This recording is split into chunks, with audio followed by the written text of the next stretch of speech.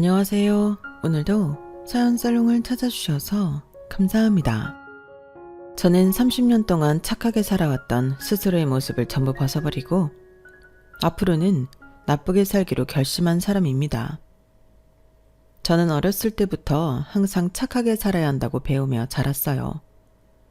부모님한테 착한 딸이 되어야 한다고, 동생한테는 착한 누나가 되어야 한다고, 선생님한테는 착한 학생이 되어야 한다고 귀에 못이 박히도록 들으며 자랐죠. 실제로 그 말들이 먹힌 것인지 아니면 제가 순진했던 것인지는 모르겠지만 저는 정말로 어른들 말을 잘 들으며 착한 딸이자 누나로 그리고 모범생으로 자랐답니다. 저희 집은 대단히 가난한 것도 그렇다고 부유한 집도 아니었지만 큰딸인 저에게 들어가는 교육비는 학교 급식비와 중고등학교 교복 비용이 거진 다였어요. 나머지 돈은 전부 남동생의 학원 과외 비용으로 쓰였고요. 결과적으로 저는 우리나라에서 제일 경쟁률이 세다는 대학에 들어갔고 남동생은 겨우 수도권에 있는 2년제 대학을 들어갔어요. 저희 부모님은 항상 제가 남동생의 길을 가로채갔다며 탐탁치 않아 하셨고 제가 취직을 한 이후에는 남동생에게 매달 50만 원씩 용돈을 붙이라고 종용했습니다. 그래도 남자가 잘 되어야 집안이 산다. 나이 차이도 얼마 안 나게 태어나서 용훈이가 네 그림자 안에서만 사느라 저리 못 큰 거 아니냐. 용훈이 제대하자마자 넌 기숙사 들어가고 너 사는 그 집은 용훈이 살게 둬라. 월세나 가스비도 다 네가 내주고. 어? 여기 전세라서 다달이 들어가는 돈은 별로 안 나가요, 엄마. 내가 대학 내내 과외에서 본 돈으로 전세자금 마련해서 이제 막 월세 탈출한 건데 용훈이 학교는 어차피 여기랑 멀잖아요. 그럼 거기 전세를 빼고 용훈이 학교 근처로 전셋집을 좀 잡아주라고. 어? 넌 이제 취직도 했으니 그 회사서 먹고 자고 해도 되잖냐. 알았어요. 저는 부모님의 성화에 못 이겨 늘 제가 이러는 것들을 남동생에게 양보해야만 했었죠. 물론 제가 정말로 주머니를 탈탈 털어도 아무것도 나오지 않을 정도로 가난하거나 여유가 없었다면 부모님의 말을 거절했을지도 모릅니다. 하지만 저는 졸업 직후 대기업 연구원으로 취직해 여유가 있기도 했고 부모님 말씀처럼 회사에서 제공되는 기숙사에서 지낼 수도 있었어요. 그런 상황이었기에 저는 제가 번 돈을 고스란히 남동생을 위해 사용하는 걸 강요받고 있다는 자각도 하지 못하고 살고 있었답니다. 저의 이러한 가정 환경을 먼저 여러분께 설명드려야 앞으로의 이야기가 이해가 잘 되실 것 같아서 설명을 드렸어요. 제가 하고 싶었던 이야기는 지금부터 시작인데요. 대기업 기숙사에 살며 일만 하던 제 인생에 한 남자가 찾아오는 것이 그 시작이었어요. 당시 저는 입사 6년차 사원이었는데요. 매일같이 안 좋은 자세로 6년 동안 같은 일만 하다 보니 몸 여기저기가 점점 아파오게 되더라고요. 특히 목과 어깨가 아무리 스트레칭을 하고 마사지를 받아도 너무 아팠어요. 그래서 회사 근처에 있는 병원에 물리치료를 받으러 다니게 되었죠. 퇴근 이후 거의 매일같이 물리치료를 받으니 담당 의사와도 안면이 트이게 되었죠. 의사는 매일 저에게 잔소리를 해댔어요. 환자분 이렇게 매일같이 치료를 받으러 오실 게 아니라 좀 쉬셔야 한다니까요. 쉴 수가 없어서 매일 오는 거예요. 그래도 치료받은 이후에는 괜찮은 것 같은데요. 뭐 사채 쓰셨어요? 다달이 연차 나오지 않나? 가르쳐준 스트레칭도 틈틈이 계속 해주셔야 돼요. 나름 하고 있어요. 1시간마다 한 번씩 해줘야 한다니까요. 거참 말 안 들으시네. 그렇게 혼이 나면서 2달 조금 넘게 치료를 받았어요. 기숙사에 같이 사는 희진 언니 역시 의사 말 좀 들으라며 잔소리를 했죠. 하루만 연차 내면 되잖아. 그럼 주말 끼고 3일 쉬는 건데 그거라도 좀 쉬어라. 그래야 너 정년까지 일할 수 있어. 기계처럼 일만 하면서 몸 상하면 누가 알아나 준대니? 안 그래도 연차 내려고 했어. 동생 이번에 차 사는 것까지만 도와주고 쉬려고. 얼마 안 남았어. 미친 거 아니야? 야, 니네 동생도 양심이 있으면 누나 돈 좀 그만 좀 받아 처먹으라고 해라. 어르신들이야 그렇다고 쳐도 새파랗게 젊은 놈이 누나 등골 빼먹는 걸 아주 당연하게 생각하네. 요즘 같은 시대에 말이야 싸가지 없이. 다음 달이면 쉴 거야. 다음 달이면. 희진이 언니는 제 가정사를 다 아는, 유일하게 제가 마음을 터놓고 지내는 언니였거든요. 저는 의사와 희진 언니의 등살에 정말로 그 다음 달에는 연차를 몇 번 내서 쉬었어요. 저에게 있던 연차를 거진 다 쓰면서 이제 좀 괜찮아지려나 싶었는데 다시 일을 시작하니 또다시 아파오더군요. 그래서 몇 주 만에 다시 병원을 찾을 수밖에 없었죠. 의사는 오랜만이네요 하고 아른 체를 하더니 진료 막바지에 갑자기 이러는 겁니다. 오늘은 치료 끝나고 뭐해요? 치료 끝나고요? 다시 기숙사 가야죠. 저녁은 드셨어요? 아니요, 아직. 그럼 저녁이나 하고 가시죠. 환자분만 봐드리면 어차피 문 닫으니까. 처음엔 어안이 벙벙한 상태로 그 의사를 보았다가 덤덤한 말투와는 다르게 목과 귀가 새빨개져 있는 의사의 모습을 보고 저는 그 제안을 받아들였어요. 식사 자리에서는 서로 조금은 버벅거리고 어색한 침묵도 여러 번 지나갔지만 결론적으로 그 사람이 싫지는 않더군요. 알고 보니 나이가 같아서 내적 친밀감이 더 생기기도 했고요. 한 달 뒤 저희는 연인 사이로 발전하게 되었답니다. 저는 기숙사 희진이 언니 외에 편하게 대화할 수 있는 사람이 한 명 더 생겨서 너무 좋았죠. 연인 사이로 발전한 후 저희는 급속도로 가까워졌어요. 저는 회사에 살고 그 사람은 병원도 집도 모두 근처라 저희는 거의 이틀에 한 번꼴로 만나 데이트를 했죠. 그 누구보다도 서로에 대해 잘 안다는 생각이 들기 시작할 무렵 그 사람이 저에게 프로포즈를 해왔어요. 만난 지 8개월 만이었죠. 예슬아, 나랑 결혼해 줄래? 너와 함께라면 평생 행복할 수 있을 것 같아. 내가 평생 너 아프지 않게 치료해주는 너만의 의사가 되어줄게. 좋아. 너랑 함께라면 나도 평생 행복할 것만 같아. 우리 결혼하자. 고마워. 우리 둘이서 평생 행복하게 살자. 만난 지 8개월 만에 결정한 결혼인 만큼 저희는 결혼식 시기도 속전속결로 잡았어요. 프로포즈를 받았을 때가 늦가을쯤이었기에 돌아오는 봄에 식을 올리기로 했죠. 결혼을 결심했을 땐 웨딩드레스를 입고 버진로드를 걸을 때까지 꽃길만 펼쳐질 줄 알았어요. 제가 순진했던 거죠. 저의 결혼 소식을 듣자마자 저희 부모님은 한숨부터 쉬시더군요. 네 동생 아직 정규직도 못 달았다. 애가 자리를 제대로 잡을 때까진 누나된 도리로 도와줘야지. 너만 의사 남편 만나서 홀랑 시집가 버리면 그만이냐? 용훈이는 제 돈으로 전셋집도 있고 차도 있는데 뭐가 걱정이에요. 정규직 전환이야. 본인은 회사에서 나쁜 짓만 안 하면 어련히 알아서 시켜주죠. 저도 처음엔 인턴으로 시작했어요, 엄마. 너야 워낙 독한 애니까 버틴 거지. 용훈이는 너랑은 다르잖아. 그리고 식은 또 왜 이렇게 일찍 올리는 거야? 너 뭐 사고 쳤니? 엄마 아빠 없는 지방에서 지낸다고 막 살고 그러니? 보통 봄, 가을이면 다들 결혼하니까 그런 거죠. 그동안 제 결혼 자금은 제가 알아서 모아놨어요. 집에 손 벌리지 않을 테니까 엄마 아빠 노릇만 좀 해달라고요. 그동안 우리 몰래 돈을 빼돌렸다고? 그럼 이때까지 엄마 아빠한테 거짓말을 해왔다는 거야? 부모님은 생트집을 잡기까지 하면서 제 결혼을 못마땅해 하셨어요. 월급 받은 금액의 반 이상을 친정집으로 보내고 그 남은 돈을 아끼고 아껴서 모은 결혼자금인데도 그동안 거짓말을 했다며 길길이 화를 냈죠. 겨우 부모님의 화를 삭힐 수 있었던 건 동생의 만류 덕분이었어요. 그래도 동생이 이제는 누나도 누나 인생 살게 해주자며 먼저 나서주더군요. 그동안 별로 친하게 지냈던 사이는 아니지만 결정적일 때 이렇게 도움을 주니 고마운 마음이 들었네요. 사실 그동안 일방적으로 동생 뒷바라지만 강요받아서 동생에 대한 감정이 좋지만은 않았는데 그런 부정적인 마음이 전부 씻겨나가는 것 같았어요.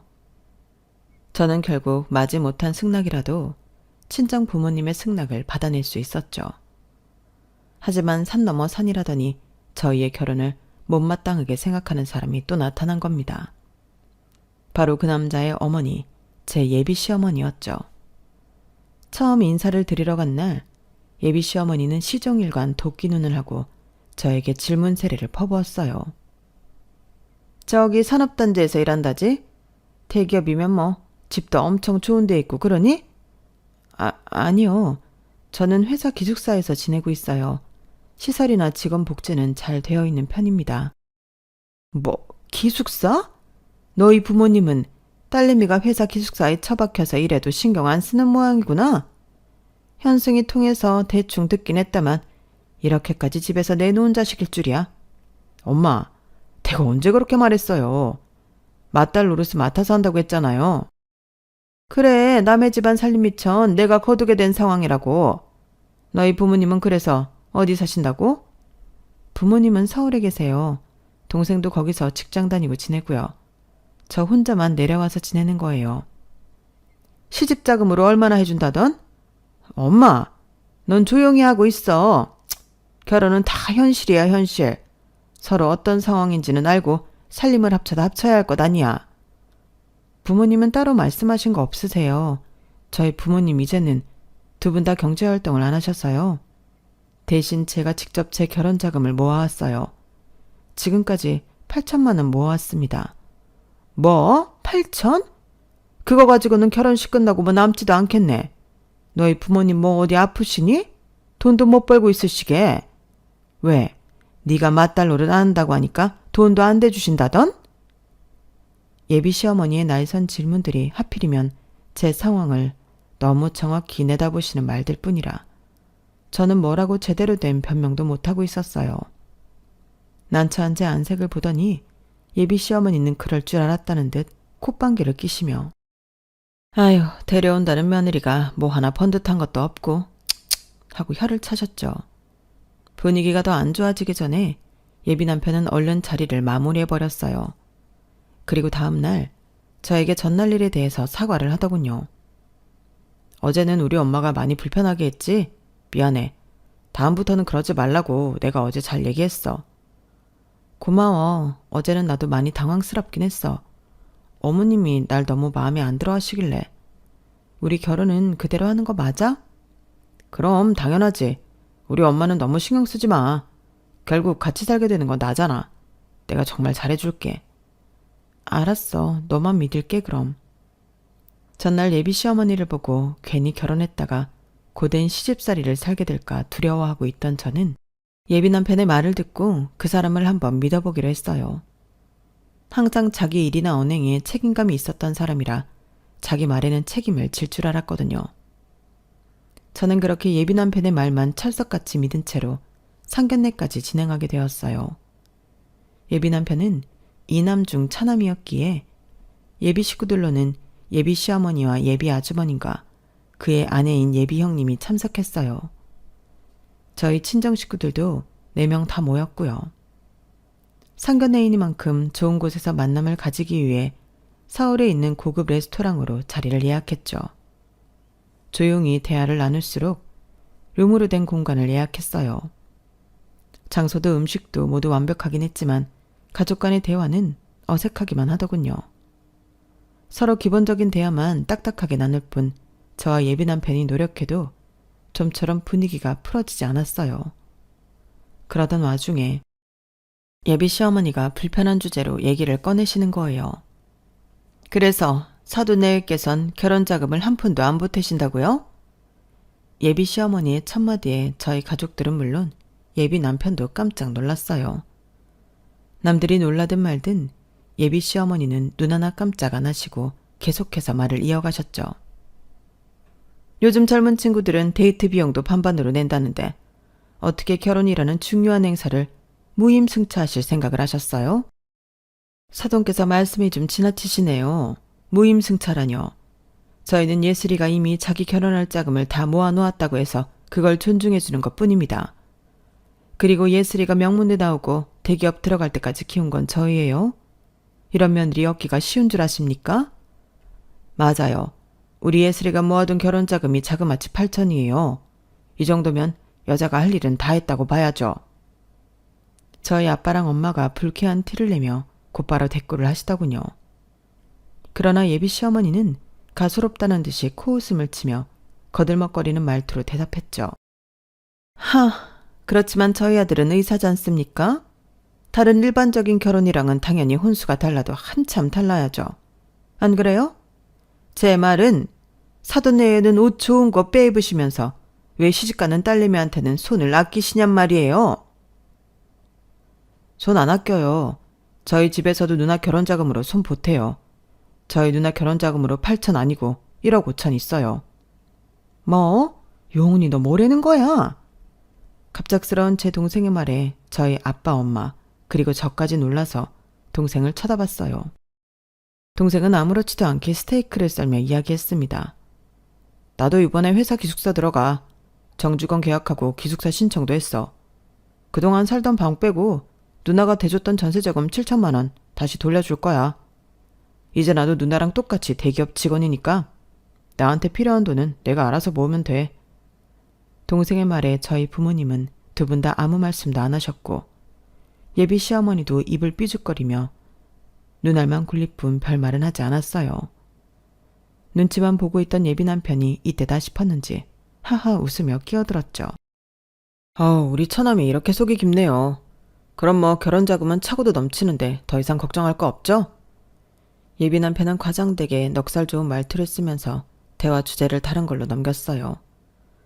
그리고 저는 그런 예비 남편의 모습이 솔직히 조금 짜증이 났습니다. 결과적으로는 우리 가족한테만 혼순이 뭐니 떠들어대고 정작 예비 시댁에서는 뭘 얼마나 지원해줄지 한마디도 안 한 거였으니까요. 그게 불공평하다는 생각도 들었고 그 전부터 예비 시어머니가 자꾸 대놓고 못되게 구는데 찍소리도 못하고 휘둘리는 것 같이 보이기도 했어요. 하지만 그 자리에서 그걸 문제 삼으면 일이 너무 커질까봐 나중에 예비 남편과 따로 단둘이 얘기를 해야겠다고 생각만 했죠. 제가 조용히 화를 삭히는 동안 예비 남편은 계속 하하거리면서 이번에도 자리를 그냥 일찍 정리해버렸어요. 식사가 끝나자마자 예비 시어머니는 형식적인 인사만 한 채 쌩 하고 나가버렸죠. 예비 아주버님 부부도 그 뒤를 따라 나섰어요. 나가기 전 형님 되실 분이 예비 남편에게 저쪽 부모님께 사과드리고 오세요 라고 속삭이는 걸 들었네요. 그 말을 들은 예비 남편이 혼자만 룸 안에 남아서 저희 가족에게 고개를 숙여 사과했죠. 장인 장모님, 오늘 일은 정말 죄송합니다. 저희 어머니가 조금 예민하셨던 것 같아요. 다음엔 이런 일 없도록 제가 잘하겠습니다. 저희 부모님은 별 대꾸도 하지 않으셨고 예비 남편은 눈치를 보다가 어색하게 인사를 하고 나갔어요. 저는 머릿속이 복잡해지면서 외투를 입고 있었는데 저희 부모님이 엄한 목소리로 제게 말을 툭 던지시더군요. 너 시골리기 전에 남편이든 네 시모든 확실하게 잡고 가라. 안 그럼 결혼하고 휘둘려. 확실하게 잡히기 전엔 도장 찍지 마라. 저거 신혼집 어떻게 해오나 내가 그걸 안 물어봤네. 신혼집 50평 이하로는 받지도 마. 의사는 개뿔. 저 희어멀건 놈을 가져다가 50평 이하라고? 그 지역 아파트라고 해봤자 별값도 안 나가는데 그 와중에 평수 아끼려 들면 의사고 뭐고 가차없이 내치라 이 말이야. 엄마, 아빠, 누나 등골 좀 그만 빼먹어. 조용히 듣고 있던 동생이 한 소리 하자 엄마는 그 말이 끝나기가 무섭게 동생 등을 찰싹 때렸어요. 네가 빨리 자리를 잡았으면 됐지. 네 누나는 대학도 한 학기 조기 졸업하고 대기업도 한 번에 들어갔다고. 뭐 이제 정직원 됐다니까 예슬이한테 우리도 뭐. 너 아니면 손 벌릴 것도 없다. 엄마는 그 말을 끝으로 아빠랑 같이 주차장으로 내려가셨어요. 저와 동생만 뒤에 떨어져 어색하게 둘이 남게 되었죠. 침묵 끝에 제가 먼저 고맙다는 얘기를 꺼냈습니다. 네가 내 편 들어줄 줄은 몰랐네. 그 돈 영영 못 받는 건 줄 알았는데 뭐. 고마워. 누나 돈 돌려주는 것뿐이야. 철 들었네. 누나가 능력이 너무 좋은 거지. 내가 철이 늦게 든 게 아니거든. 철은 원래부터 들어있었다고. 그리고 나도 다른 빵빵한 집안 아들이었으면 이 나이에 빵빵한 대기업 들어갔다고. 업해 다녔어. 동생이 툴툴거리는 말에 저는 하하 웃을 수밖에 없었네요. 그날 저희 가족들을 배웅하고 혼자 다시 고속버스를 타고 내려오는데 희한한 기분이 들더라고요. 저희 가족이 맨날 저한테 돈 달라는 얘기만 하지 그런 자리에서 제 편이 되어줄 줄은 몰랐는데 정말 의외였어요. 당신 딸 당신이 구박하더라도 남이 구박하는 꼴은 못 보는 그런 심정인 건가 싶었죠. 기숙사로 돌아와 희진이 언니와 얘기했는데 언니도 놀랍다는 반응이었고요. 하지만 놀라움도 잠시 언니는 예비 시어머니 욕을 엄청나게 퍼부었댔답니다. 그거 아주 요상한 할망구네? 너희 부모님 말씀 그대로 들어. 50병 밑으로는 쳐다보지도 마. 지 아들이 의사라고 뭐 대수인 줄 알아. 누가 보면 어디 대학병원 교수라도 되는 줄 알겠어. 기껏 해봐야 구멍가게 수준의 정형외과 의사면서 네가 그 인간보다 100배 나아. 너 계산 똑띠 잘해라. 나도 화가 나긴 했어. 어른들 보내고 나서 한 소리 하려고 했는데 그럴만하지? 충분히 내가 화낼만 하지? 그걸 말이라고 해? 네 남편 된 사람도 그런 거 아니야. 지 엄마 관리 잘했어야지. 얼른 한 소리 하고 와. 다음부턴 또 어물쩡거리고 우유부단하게 굴면 가차없이 내친다고 해. 알았어. 잠시만. 그때까지만 해도 남편한테 쓴소리를 해본 적이 없었던 저는 희진이 언니의 응원에 힘입어 예비 남편에게 전화를 했어요. 처음엔 차분하게 얘기를 해보려고 했는데 말을 하면 할수록 점점 더 화가 나더군요. 오늘 어머님 너무하셨던 거 알아? 우리 부모님한테 어떻게 그런 질문을 대놓고 할 수가 있어. 미안해. 내가 다음부터는 그러지 말라고 말 잘해볼게. 다음엔 결혼 얘기할 때 의사 집안이라는 말 좀 그만하라고 말씀 좀 드려줘. 서로 귀한 집 아들딸인 건 매한가지인데 너무 당신 아들 의사라는 것만 내세우려고 하시잖아. 엄마 입장에서는 그 정도는 얘기할 수 있지. 장인 장모님 앞에서 혼술하느니 그런 돈 얘기한 건 미안해. 근데 그렇다고 엄마가 내 이야기하는 것까지 뭐라 그래. 그게 네 얘기하는 거야? 네가 의사라고 얘기하면서 결국 우리한테 잘 보이라는 식으로 말씀을 하시잖아. 그걸 좀 자제하시라고. 너희 부모님께는 그런 말을 미리 좀 해야 하는 거 아니야? 우리 결혼하고 나서도 손벌리면 어떡해. 난 그 얘기는 상견례 때 확실히 말하는 게 나았다고 봐. 나야 우리 집 귀한 아들로 자란 거 맞는데 넌 너희 집 귀한 딸로 자란 거 아니잖아. 그냥 ATM기 취급받고 있던 거 아니었어? 남편의 말에 저는 한동안 아무 말도 못했어요. 그동안 제 마음속 깊은 곳에 있었던 얘기를 다 털어놨더니 이런 식으로 저에게 상처를 줄 줄은 꿈에도 몰랐죠. 너무 큰 상처를 받고 제가 아무 말도 못하고 있자 예비 남편이 다시 입을 열었어요. 자꾸 나한테만 우리 엄마 단속하라고 화내는 거 솔직히 내 입장에선 좀 어이없어. 내가 노력하는 만큼 너도 너희 부모님 단속 잘해야 하는 거 알긴 하는 거지? 결혼하고 나면 친정으로 매달 돈 보내는 짓 그만둬. 그거야말로 내가 알아서 할 일이야. 아까 용훈이가 하는 말 못 들었어? 이제 자기가 알아서 살겠대잖아. 그동안 뒷바라지했던 돈도 돌려주고 우리 가족은 더 이상 나한테 손 벌릴 일 없다고 이미 얘기한 상태야. 그러는 너는 너희 엄마한테 더 이상 나나 우리 가족한테 막말 안 하겠다는 말이라도 받아냈니? 내가 얘기한다고 했잖아. 어떻게 그런 걸 한 번에 바꿔. 언어 습관은 차차 줄여나가는 거지. 너한테 손 안 벌리겠다고 했으면 됐어. 일단은 시간이 늦었으니 나중에 얘기해. 그렇게 전화가 끊어진 뒤 저는 그 자리에서 눈물을 뚝뚝 흘리며 울었어요. 제 상처를 아무렇지도 않게 건드리면서 본인의 잘못에 대해서는 변명만 하는 예비 남편한테 엄청나게 실망을 했죠. 뜬 눈으로 밤을 지새우고 그 다음 날도 또 그 다음 날도 그날 밤에 했던 통화 내용이 잊혀지지 않았습니다. 정신이 딴 데 팔려 있으니 회사에서도 전처럼 집중을 하지 못하고 자꾸만 실수를 하다가 영국 과장님께 한 소리 듣기까지 했죠. 불행 중 다행이라고 해야 할까요? 저희 우울한 날들은 딱 3일 동안만 유지되었어요. 상견례가 있던 그날이요. 단 3일 만에 예비 시어머니에게서 연락이 왔거든요. 저와 단둘이 만나서 얘기할 게 있으니 저녁에 만나자고 말이죠. 저는 대체 왜 단둘이 만나자는 건지 알 수가 없어 실제로 예비 시어머니를 만나기 전까지 엄청나게 긴장을 했어요. 저희 두 사람은 회사 앞 카페에서 만나게 되었는데요. 카페 안으로 들어오는 예비 시어머니의 표정은 한없이 무서웠죠. 저는 긴장된 마음을 들키지 않고 이번에는 당하고 있지 않겠다는 생각으로 정신을 바짝 차리고 예비 시어머니를 맞이했답니다. 오셨어요, 어머님? 그래, 일단 커피부터 내오거라. 난 시원하고 안단 걸로. 절 쳐다도 보지 않고 자리에 앉으며 아주 당연하다는 듯 커피를 시키는 모습에 대화가 참 쉽지 않겠다는 직감이 들더군요. 일단 카페에 왔으면 커피를 시켜야 하니 그때까지는 저도 고분고분 시키는 대로 했어요.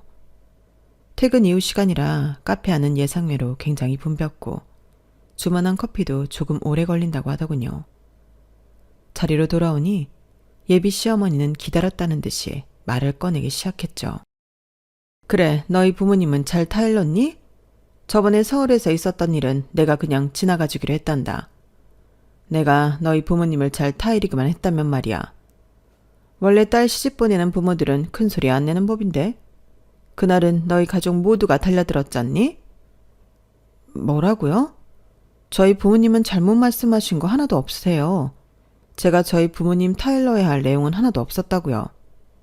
자, 오지간 너 시집 보내고 나면 손 안 벌리겠다는 얘기는 잘 했냐는 거야. 결혼자금으로 뭐 7천만 원 대준 거면 그날 큰 소리 낸 건 너그럽게 넘어가 줄 수가 있다. 하지만 출가 외인 신분이 된 네가 아직도 본인들 살림 미천인 줄 착각하면 곤란해? 그럴 일은 없어요. 없으니까 안심하세요. 일단은 두고 보면 알겠지. 지금이야 네 말 믿는 수밖에 더 있겠니? 아, 그 문제는 그쯤 하면 됐고 일단 이거나 받아라. 이게 뭐예요? 예비 시어머니는 가방 속에서 A4 용지 한 장을 꺼내 저에게 던져주셨어요. 상등분으로 예쁘게 접혀있는 종이를 펼치자 조잡하게 만들어진 자료가 하나 나왔죠. 그 안에는 그 지역 중심가에 있는 아파트에 관한 정보와 벤츠 모델에 대한 정보가 적혀 있었어요. 제가 어이가 없어서 이게 뭐냐고 물어봤더니 예비 시어머니가 하는 말이 아주 놀랄 노자였죠. 너 일한다 어쩐다 해서 바쁜 거 아니 내가 친히 이렇게 만들어 왔다. 그게 너희 신혼집이랑 차가 될 거야. 아파트 이름만 알려줬다고 제일 후진 평수로 들어가는 그런 얍삽한 짓은 안 하겠지?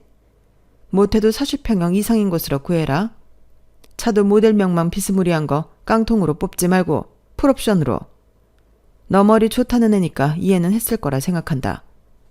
결혼식은 아직 좀 남았지만 이런 건 미리미리 구비해놔야 하는 거야. 3월 전까지 전부 계약 만료 해오너라. 일단 장훈 씨랑 얘기해 볼게요. 장훈이랑 얘기는 왜 해? 네가 해오라고. 네가. 너 설마 장훈이에게 손 빌려서 결혼할 속셈이니?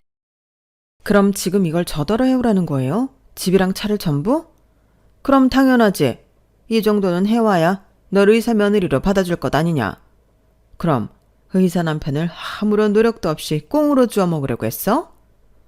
너무나 말도 안 되는 요구를 얼굴이 벌개질 정도로 호통을 치며 말하는 예비 시어머니 덕에 살면서 처음으로 뒷골이 뻣뻣하게 땡겨오는 느낌을 받았네요. 그리고 저도 모르게 전투 의지가 온몸을 감싸오더라고요. 그럼 시댁에선 대체 뭘 할 건데요? 우리가 하기는 뭐래? 대기업 며느리 데려가시면서 뭘 하실 거냐고요. 어머님이야말로 내놓으라 하는 며느리 데려가시면서 그냥 꽁으로 받아먹기만 하시라고요? 야, 옛다. 제 말에 시어머니는 가방 안에서 또 다른 봉투를 꺼내 제 앞에 탁 내려놓으셨어요. 얇디 얇은 봉투길래 또 무슨 문서인가 했더니 아니더라고요. 봉투 안을 들여다본 저는 저도 모르게 허 하고 웃음이 나왔죠. 그 안엔 고작 5만원권 4장 20만원이 들어있었어요. 운 좋은 줄 알아. 이렇게까지 해주는 시댁이 세상천지에 어딨어? 대기업 말만 번지르르 하지 의사인 우리 아들보다 돈도 못 버는 주제 시댁한테 돈도 받고 말이야. 남들은 서울서 이런 아파트 혼수로 장만해온다고. 여기야 그 반토막 가격이니 넌 얼마나 싸게 먹히는 거니? 돈까지 받아먹으면서? 장훈 씨가 그래요? 제가 본인보다 돈을 못 번다고? 참나. 그럼 네가 의사인 장훈이보다 많이 번다는 소리야? 저는 그 순간 다 알겠더라고요. 예비 시어머니가 인성을 말아먹어서 이딴 진상짓을 하고 있는 것도 있었지만 사실상 눈앞에 아줌마가 저렇게 기고만장하고 아나무인인 건 예비 남편이 본인한테 불리한 얘기는 요만큼도 안 하고 살았기 때문이라는 것을요. 예비 시댁 지구석 자체가 틀려 처먹은 집안이라는 걸 깨달았어요. 때마침 커피를 시키며 받아왔던 진동벨이 울리기 시작하더군요. 저는 핸드폰으로 제 은행 어플로 들어가 월급 통장 내역을 화면에 띄웠어요. 그리고 시어머니 앞에 탁 소리가 나게 내려놓았죠. 어쩌죠? 어머님이 어떻게든 무시하고 내려치게 하려는 제가 의사인 장훈 씨보다 돈을 더 벌어서요? 뭐라고? 저는 화들짝 놀라 제 핸드폰을 믿을 수 없다는 듯이 들여다보고 있는 예비 시어머니를 내버려두고 시끄럽게 울리는 진동벨을 반납하고 커피를 가져왔어요. 아이스 아메리카노 2잔이었죠. 그리고 제가 커피 2잔을 들고 오자마자 예비 시어머니는 저한테 사기치지 말라며 소리를 버럭 질렀어요. 너 어디서 이게 사기를 치려고? 어디 뭐 대기업에서 얼마나 잘 나가길래 내가 다달이 이 돈을 번다는 거야? 네가 사장이야? 그리고 저는 대답 대신 양손에 있던 커피를 모조리 예비 시어머니 머리 위로 부어버렸습니다. 너 지금 뭐 하는 짓이야? 냉수마찰하고 정신 차리라고. 당신 아들 그거 무슨 동네 구멍가게만한 정형외과에서 일하는 거 가지고 데뷔마마라도 되는 양 굴지 말고. 그래, 당신 말처럼 남의 집 살림미천 데려가면서 뭔 놈의 태도가 이렇게 막장이야. 당신 아들이 그 병원 원장이야? 그것도 아니잖아. 대체 뭘 믿고 나한테 이딴 식으로 굴어? 너 미쳤니? 의사인 내 아들이랑 결혼 안 할 거야? 안 할 거야. 당신이나 당신 아들이나 다들 지 생각만 하고 이기적이고 막장으로 구는데 내가 왜 그딴 집에 시집 가야 해? 내가 뭐가 못나서. 시집 절대 안 갈 테니까 그렇게 알아. 저도 솔직히 제 입에서 그런 말들이 그렇게 청산유수처럼 나올 줄은 몰랐어요. 너무 화가 나서 눈에 보이는 것도 없었지만 맨날 기숙사에서 희진이 언니가 하는 말을 듣고 살아서인가 저도 아주 따박따박 맞는 말을 할 수 있는 사람이었더라고요. 그리고 저는 마지막 피날레로 테이블 위에 있던 흰 봉투에서 지폐 4장을 전부 꺼내 물에 빠진, 아니 커피에 빠진 생쥐꼴을 하고 있는 예비 시어머니 앞에 탁 소리가 나게 내려놨어요. 세탁비나 먹고 떨어지고 2번 다시 내 눈앞에 나타나지 말아요. 알겠어요? 카페 안의 모든 사람들은 이미 우리 테이블을 쳐다보고 있었고 제가 예비 시어머니를 뒤로 하고 나오자마자 웅성웅성거리기 시작하더라고요. 예비 시어머니는 제가 카페 밖으로 나 혼자리 나오기 전까지 자리에서 꼼짝도 못하고 씩씩거리고 앉아있었죠. 그 모습을 보아하니 아주 통쾌하기 그지없었어요. 저는 그 분위기 그대로 기숙사로 돌아가지 않고 예비 남편이 일하는 병원으로 갔어요. 병원은 문을 닫기 직전이라서 치료를 받고 있는 마지막 손님들 몇 분만 있을 뿐 안내데스크 직원들은 퇴근 준비를 하고 있더라고요. 들어가니 제 얼굴을 아는 간호사 한 분이 예비 남편을 불러왔어요. 무슨 일이야? 연락도 없이 찾아오고. 방금 너희 엄마 만나고 오는 길이야. 나한테 무슨 아파트랑 차를 내오라고 하더라? 근데 예비 남편은 그 말을 듣고도 의아하다는 듯이 그래서 왜 왔냐는 표정으로 되물어보더군요. 저는 제 직감이 틀리지 않았다는 걸 알고 파혼하겠다는 마음을 굳혔어요. 근데? 니네 엄마가 나한테 의사인 너랑 결혼하려면 아파트 40평에 벤츠 끌고 오라고 했다는데. 근데? 그게 할 말이냐? 왜 또 우리 엄마 가지고만 난리야. 그래서 너는 뭐라고 했는데? 내가 뭐라고 했냐고? 너랑 결혼 안 한다고 했다. 상견례 때도 그놈의 의사아들 거리면서 우리 집에 혼수를 내놓으라 마라 할 때부터 알아봤어야 하는 건데. 너는 그런 와중에 나한테 거짓말을 계속해왔더라고? 뭐? 너희 엄마를 타일러? 웃기지 마. 너희 엄마가 내가 너보다 돈 많이 버는 사실도 모르고 계시더라고. 넌 너한테 유리한 소리만 너희 엄마한테 하지? 야, 결혼을 안 하면 안 하는 거지. 왜 남의 엄마한테 쓸데없는 소리를 해? 너 그렇게 구라쳐서 돈 많이 버는 여자랑 결혼하려고 했니? 시집살이는 시집살이대로 시키면서? 돈만 많이 벌면 뭐해? 그래봤자 네가 집이 있어 차가 있어. 난 의사라는 타이틀이라도 있지. 그럼 너는 여자애가 시집 오면서 조금도 시집살이를 안 하려고 했단 말이야? 엄마가 아쉬운 소리 조금 했다고 이렇게 결혼을 엎어? 저는 예비 남편이 말을 끝내자마자 있는 힘껏 그 인간의 정광이를 발로 차버렸어요. 예비 남편은 악소리를 내며 정광이를 부여잡고 아등바등하다가 안내 데스크에 이마를 부딪히고는 발라당 뒤로 넘어져 버리더군요. 놀랍게도 예비 남편이 널브러지자 그때까지 저희 대화를 물리치료실 문 앞에서 듣고 있던 할머니 환자분들이 은근슬쩍 예비 남편을 다 밟고 지나가시는 거였어요. 사람 넘어진 거 안 보여요? 아휴, 나이가 드니 눈이 침침해서 쓰레기인지 사람인지 구분이 영.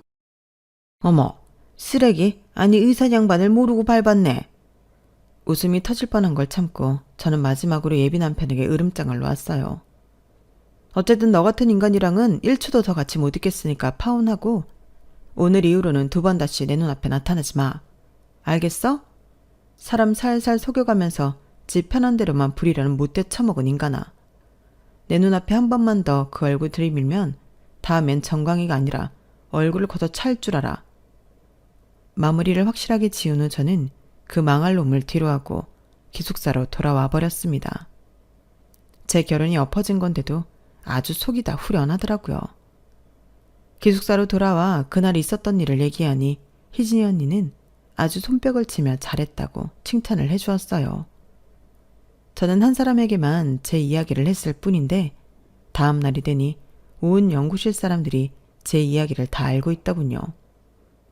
심지어 며칠이 지나고 나니 동네 사람들도 전부 제 이야기를 알게 되었어요.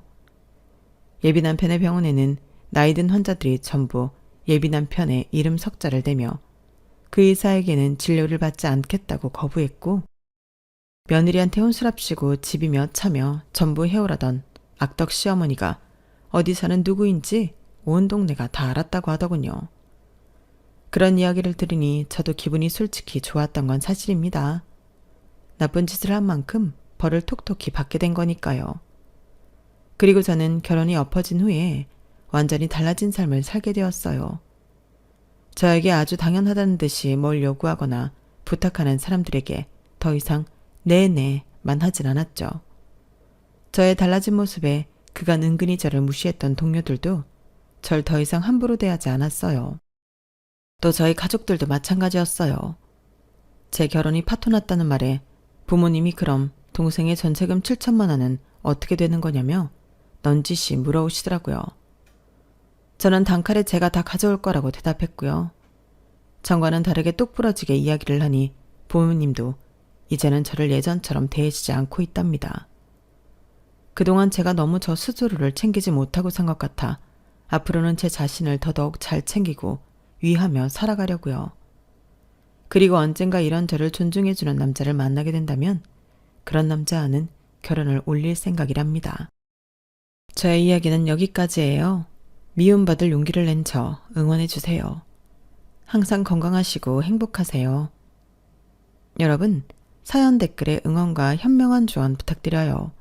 좋아요와 구독은 저에게 큰 힘이 됩니다. 오늘도 좋은 일 가득하세요.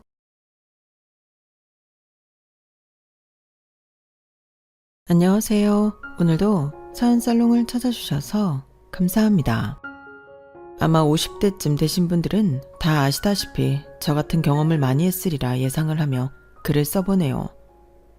철부지 막내 아들과 결혼해서 단 한 번도 쉬어본 적 없는 하루였어요. 친정도 비빌 언덕이 아니었고 시댁은 말해 뭐해 느낌이었죠. 그때는 사는 게 왜 이리 힘들었는지 없는 사람들끼리 만나 사니 이렇게 힘든 삶이었어요. 그럼에도 내 자식들은 배불리 먹이겠다고 참 많이 노력했던 지난날이네요. 하지만 그럼에도 절 힘들게 하는 건 시어머니의 차별이었어요. 애초에 끼리끼리 만난 저와 남편보다 똑똑한 아주버님의 와이프인 형님을 정말 예뻐하셨고 형님은 시어머니에게 공주님, 저는 시어머니에게 무수리 같은 존재였어요.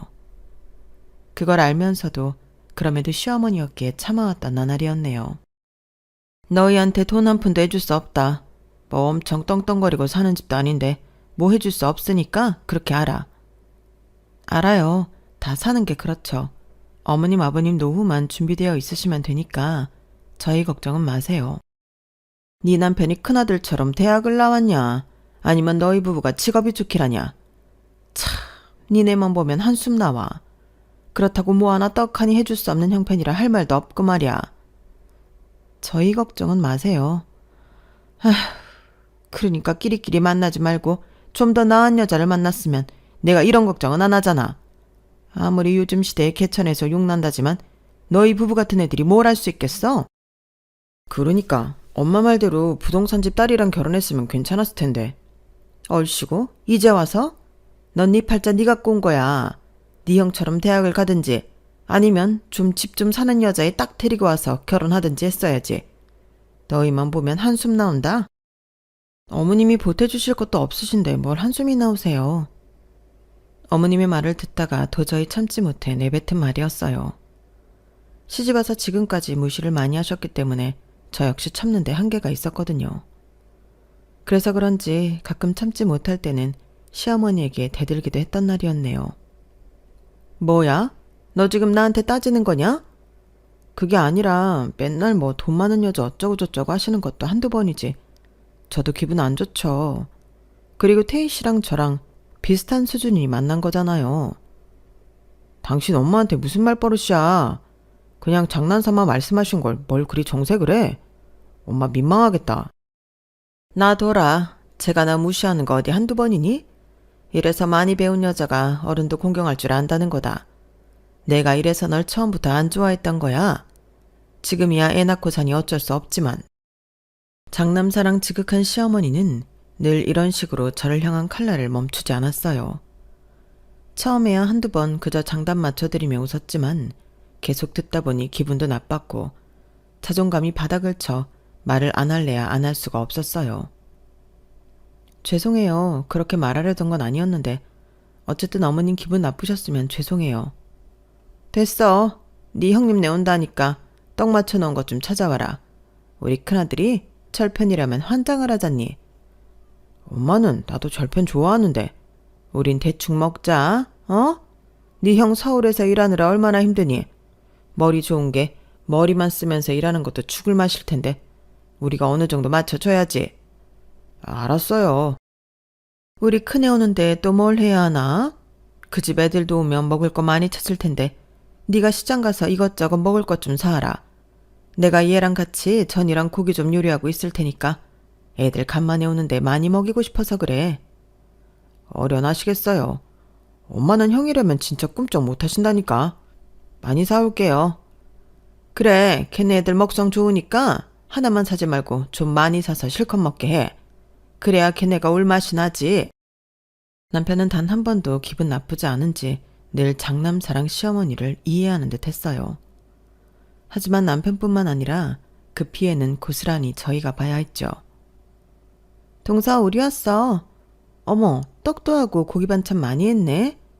우리 애들이 많이 먹고 싶다고 했는데. 너 이 시간에 올 줄 알고 우리가 딱 맞춰 해놨지. 서울에서 오기 힘들었지? 아우, 넌 어찌 더 세련되어졌냐? 여자라면 이런 맛도 있어야 하는 건데.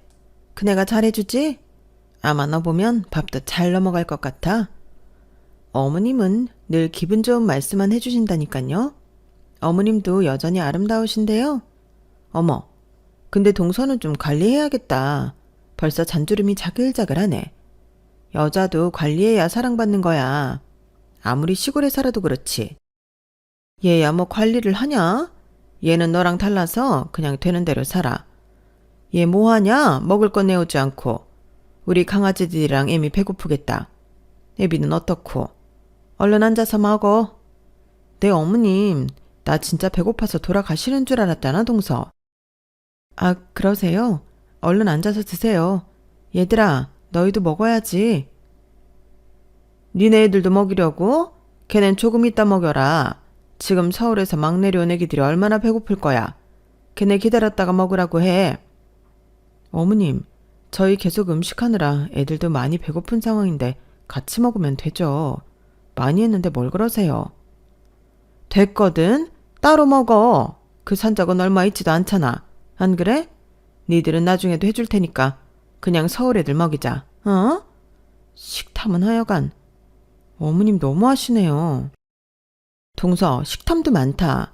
우리 애들이 얼마나 먹는다고 실컷 먹게 하고 남은 거 애들 주면 되지. 쟤는 어려서 얼마 먹지도 않잖아. 그냥 그러려니 좀 해. 역시 큰애가 말도 잘한다. 얘가 말을 듣는 애니? 시애미가 무슨 말을 하면 꿈쩍도 안 하고 듣는 신용도 안 해. 그러면 못 써. 그러니까 못 배웠다는 소리밖에 더 들어? 어른이 식탐이 없어야 애들도 주는 거야. 어머? 얘네 니네 벌써 먹고 있니? 아니, 무슨 여기 집 애들은 걸신이 들렸나? 참나. 아침부터 형님네 준다고 음식하느라 애들도 얼마 못 먹어서 그래요. 그래도 그렇지 자제가 안 되네. 아, 쟤 왜 저러니 정말 창피하게. 그럴 줄 알고 우리 큰애들 따로 줄 거 LA 갈비 조금 재놨다. 이거라도 해서 애들 주자. 역시 어머님이세요. 제가 어머님 덕분에 시골에 올 맛이 난다니까요. 형님과 어머니는 환상의 듀오였어요. 마치 제가 끼어들 자리가 없는 것처럼요.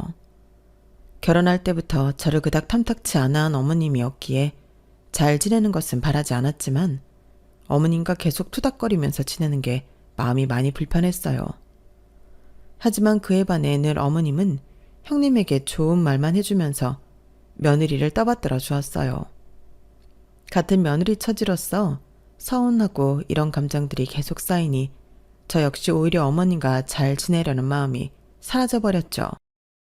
말만 해라. 맛있는 거 다 해줄 테니까. 우리 큰애 내조하느라 힘들지? 이게 큰이라는 사람들 내조하는 게 보통 일이 아닌데 네가 똑똑하니까 그것도 가능한 거야. 그러니까 많이 먹고 힘내. 알겠지? 집에 갈 때 게장도 싸줄게. 게장 손 많이 가는 걸 하셨어요. 역시 어머님 사랑 못 말려. 남편이 사랑을 못 받는 것도 모자라 저희 애들에게까지 미움이 내려온다고 생각하니 정말 화가 나더라고요. 어머님은 장남을 끔찍히 생각하셔서 그 집 자식들마저도 너무 예뻐하셨거든요. 그로 인해 저희 애들은 늘 뒷전에 소외만 받는 날이었죠. 아, 잘 먹었다. 동수 잘 먹었어. 나 네일 아트 받아서 설거지는 못할 것 같은데 괜찮지? 뭘 물어. 어차피 제가 다 할 거야. 요즘 큰애 사업 괜찮니? 제 대답은 안중에도 없었고 본인들끼리 정하더라고요. 네, 그럼 괜찮죠. 그래도 사업하는 게 힘든지 이 사람 요새 밤만 되면 피곤해하고 힘들어하는데 안쓰러워 죽겠어요. 보약이라도 먹으면 좋은데. 그래? 그럼 내가 한 제 해줄까? 엄마가 돈이 어딨어요. 됐어요. 이 사람은 무슨 그런 소리라고 그래. 왜? 우리 장남이 피골이 상접하면 안 되지. 그 정도 해줄 돈은 있다. 여기 경희 한이 언니 그렇게 잘 본다는데 여기 가서 약 좀 지어 먹자. 남편과 제가 폐렴과 기침으로 한 차례 아팠다는 걸 알았던 어머님이었지만 단 한 번도 약을 해주신다고 한 적은 없었는데 이렇게 큰아들에게는 무한적으로 모든 걸 해주시라고 할 때마다 허탈한 마음은 이루 말할 수 없었어요. 그래, 어머님이 해주신다고 할 때 한다고 해. 당신도 보약 한 제 해먹어야 한다고 했잖아. 어머님, 이도 허리 많이 다쳐서 뜸치료랑 보약 필요한데요. 걔랑 얘랑 같냐? 그건 그냥 좀 뜨거운 데서 몸지지면 괜찮아져. 탄술한 일 하는 애가 무슨 보약이 필요해? 원래 머리 쓰는 일이 진짜 힘든 거야. 할 말이 없더라고요. 저만 기분 나쁜지 남편은 아무 생각이 없어 보였고 그날로 시어머니는 아주버님을 데리고 약을 지어 먹이러 가셨어요. 거기 한의원 진짜 진맥도 잘 짚지? 이제 너 피곤한 거 다 날라갈 거다. 우리 아들 힘들면 안 되는데 에휴 안쓰러워 죽겠다. 타지에서 힘들 것 같은데 괜찮은 거야? 엄마가 너 먹고 싶은 거 다 챙겨서 보내줄 테니까 먹는 건 걱정하지 마. 그리고 그날 집에 와서 남편이 하는 얘기가 더 황당했죠. 원래 엄마들이 장남 생각하는 게 끔찍하잖아. 내가 괜찮다는데 네가 왜 그러냐? 형수 앞에서 표정도 안 좋고. 그래, 당신한테는 그렇다 쳐. 우리 애들 먹는 것도 못하게 하는데 그럼 화가 안 나게 생겼어? 그건 아니지. 뭐가 아니야. 그럴 수도 있지. 그리고 그거 좀 안 먹으면 어디가 어때서 그래. 엄마가 노인이라 그런 거니까 대충 이해해. 난 그래도 엄마 안 미워. 형수한테도 깍듯이 굴어. 알겠어? 뒷방 신세는 당신이나 해. 우리 애들 무시하고 나 그렇게 괄시하는 거 못 참아. 당신을 어머님이 그렇게 무시하니까 우리까지 무시하는 거야. 대놓고 자기는 맨날 실실대고 얼마나 내가 속에서 천불이 나는 줄 알아? 괜찮다니까 그래. 그리고 원래 장남을 조금 더 편애할 수도 있는 거지. 괜히 분란 만들지 마. 네가 형수처럼 센스가 있었으면 형수보다 널 더 예뻐했을 거야. 그러면 당연히 나를 더 다르게 보셨겠지. 본인이 찬밥이니 본인 가족들도 찬밥인 걸 모르고 저리 말하는 남편이 한심스러웠어요. 하지만 이것뿐만 아니라 시어머니의 차별은 날이 갈수록 더 심해져만 갔어요. 하루는 친정 아빠가 운영하던 구두방에서 도난이 일어나 아빠가 곤란한 상황이 되었고, CCTV가 많지 않던 시절이라 친정 아빠는 경찰서에 들어가게 되던 날이었어요. 어머님, 합의금 어떻게 안 될까요? 저희 아빠 그럴 뿐 아니라는 거 아시잖아요. 제발요. 네? 한 번만 도와주세요. 내가 어떻게 알아? 네 친정아빠가 혹시 그때 그런 마음이 들었을지 내가 확인 가능하냐? 그리고 그 돈을 왜 나한테 달래? 난 때려 죽어도 돈 없다. 어머님 싼짓돈 있으시잖아요. 지금 당장 아빠 합의 안 하면 구속이시래요. 솔직히 돈 훔쳤을지 누가 알아. 그러니까 그냥 벌 받으시라고 해. 거기서 밥도 주고 하는데 뭐가 걱정이냐? 네가 엄마가 있어 뭐가 있어. 오히려 들어가서 밥 얻어드시고 좋잖아. 어머님, 무슨 말씀을 그렇게 하세요? 저희 아빠 단 한 번도 남의 물건에 손댄 적 없으신 분이에요. 그리고 그런 분이셨으면 애초에 절 이렇게 키우시지도 않았고요. 정말 너무하시네요. 단 한 번만 생각해 주세요. 저를 봐서라도, 그리고 저희 애들을 봐서라도 이렇게 간곡하게 부탁드릴게요. 됐다니까 얘가 왜 이래? 나한테 돈 맡겨놨냐? 그리고 막말로 내가 왜 해줘야 하냐? 없는 집이라고 해도 정직한 집인 줄 알았더니 참나. 됐어. 나한테 빌붙지 말고 알아서 해.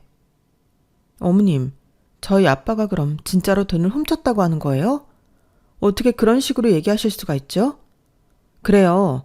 돈 필요하지만 어머님이 그렇게까지 얘기하시면 어떤 의미인 줄 잘 알겠습니다. 딱 잘라 얼마 안 되는 돈을 거절하는 시어머니에게 정말 실망스러웠어요. 아무리 좋아하지 않아도 가족의 일인데 어쩜 저리 매정하실까 하는 생각이 들었죠. 그때는 100만 원도 없던 시절이라 백방으로 돈을 알아보러 다녔네요. 나 매정한 거 알면 나한테 돈 얘기 다시는 하지 말아라. 아니 큰애랑 너랑은 어쩜 이렇게 비교가 되니? 걔네 집 생전 가서 뭐 큰 소리 난 적 있어? 고상하신 사부인이랑 사돈어른 덕분에 큰애가 저렇게 자란 건지 같은 며느리인데 어쩜 이래? 어머님이 그렇게 뭐만 생기면 큰 집에 다 보태주시는데 당연히 형님은 잘하고도 남죠. 전 어머님이 아무것도 안 해주셔도 바라는 거 없이 그래도 며느리 도리 하잖아요. 그런데도 불구하고 저한테 모질게 대하시는 이유가 뭐예요? 너만 아니었으면 우리 둘째도 좋은 집에 장가가서 이렇게 어렵게 살지도 않았다. 물론 큰애처럼 머리가 좋은 애는 아니지만 그래도 좋은 여자 만났으면 얼마나 좋았겠니? 말해 뭐해. 이젠 하다하다 인신공격까지 하시네요. 그러니까 내 옆에서 돈 얘기하지 말아라. 괜히 안 할 소리까지 하게 되는 거 아니야. 네, 다시는 안 하네요. 어머님이 이렇게까지 하시는데 제가 어떻게 돈 얘기를 하겠어요. 그전에 없었지만 오늘 뼈저리게 느꼈네요. 남편은 시어머니가 저한테 이렇게 얘기했음에도 불구하고 안 본 척 못 들은 척 하였어요. 이 집에 누구 하나 의지할 사람이 없다는 것이 너무나도 사무치게 서러운 마음이 들었어요. 그리고 그렇게 전전긍긍하는 나날이 이어지고 있었어요. 너무나도 애가 타는 하루였어요. 남편도 백방으로 수소문해보았지만 돈을 구할 데는 없었고 남편의 얘기마저도 시어머니는 한 귀로 듣고 한 귀로 흘렸어요. 어머님 정말 너무하신다. 뭘 우리 엄마를 탓해. 막말로 아버님이 잘못하신 거면 벌 받는 게 당연하잖아. 정말 그렇게 생각해? 당신 우리 아빠를 몰라서 그래? 그러실 분 아닌 거 알면서. 그래, 당신한테도 정말 실망이다. 백방으로 돈을 알아보던 중 다행히 친정아빠의 무혐의가 입증이 되어 풀려나셨어요. 하지만 제 마음의 상처는 그대로였어요. 거 봐라. 혐의가 없으니까 풀려나지. 뭐하러 합의금을 찾아다니니? 너도 참 너다. 이제 좀 괜찮아졌지? 네. 너 내가 돈 안 해줘서 삐졌냐? 아니 그럴 수도 있지 참나. 애가 소심하네. 그러게 엄마한테 서운한 거 있으면 풀어라. 엄마도 어쩔 수 없었던 거 잘 알면서 그래. 엄마가 돈 못 해줘서 얼마나 마음이 더 안 좋았을 거야. 그러니까 너도 마음 좀 풀어. 놔둬라. 입이 대빨라서는 뭐 어쩌라는 거야? 냅둬. 아니요, 섭섭해서 그래요. 형님 어머님 칠순 때는 바로 나서서 축하금 주시고 서울 애들 때때로 옷 사입히라고 돈 해주시면서 저희 아빠 급할 때 단 한 푼도 도와주시지 않는 어머님 보면서 많은 생각을 하게 됐거든요. 아니, 너 나한테 돈 맡겨놨어? 그건 아니지만 서울이랑 너무 편해하시니까 그러죠. 아주버님 정말 잘나셨죠. 머리도 좋으시고 사업체도 운영하시면서 형님도 그에 따라 내조 잘하시고. 그럼 저희는요? 가까운 데 살면서 어머님 맨날 잘 계시나 들여다보고 밥해서 나르고 병원 모시고 가고 그런 저희는 자식 아닌가요? 저 정말 어머님한테 섭섭해요. 한두 번 아니었지만 그래도 그러려니 이해하려고 했는데 저희 아빠 일까지 겹치니 사실 너무 섭섭해요.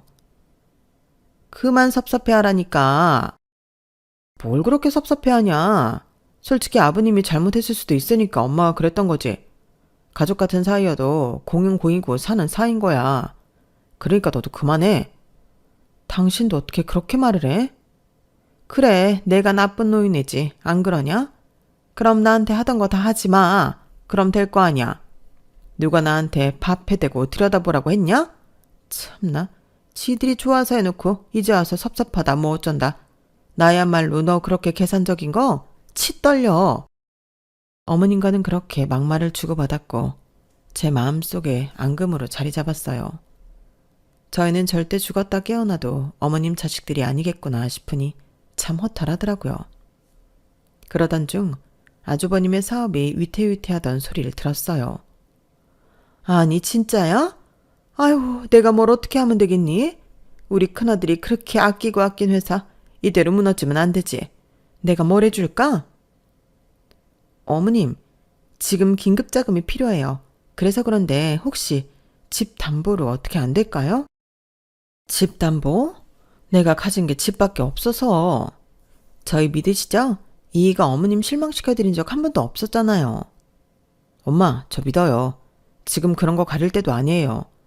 그리고 이 집 없어도 엄마 제가 모셔가지 누가 모셔가겠어요. 장남이 모셔야지.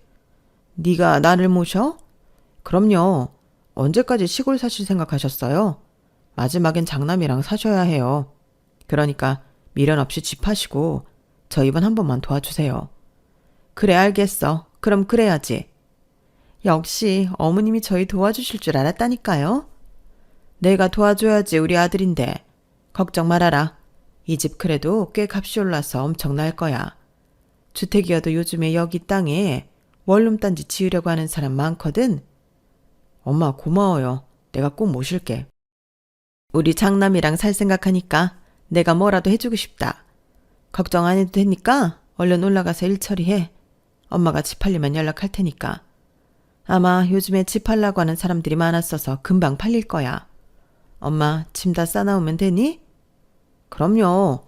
엄마가 나랑 같이 사셔야지. 저도 마음이 안 좋았어요. 내가 장남인데 둘째네 근처에 사시는 것도 사실 마음이 쓰였거든. 이제서야 내가 아들 노릇하는 것 같네.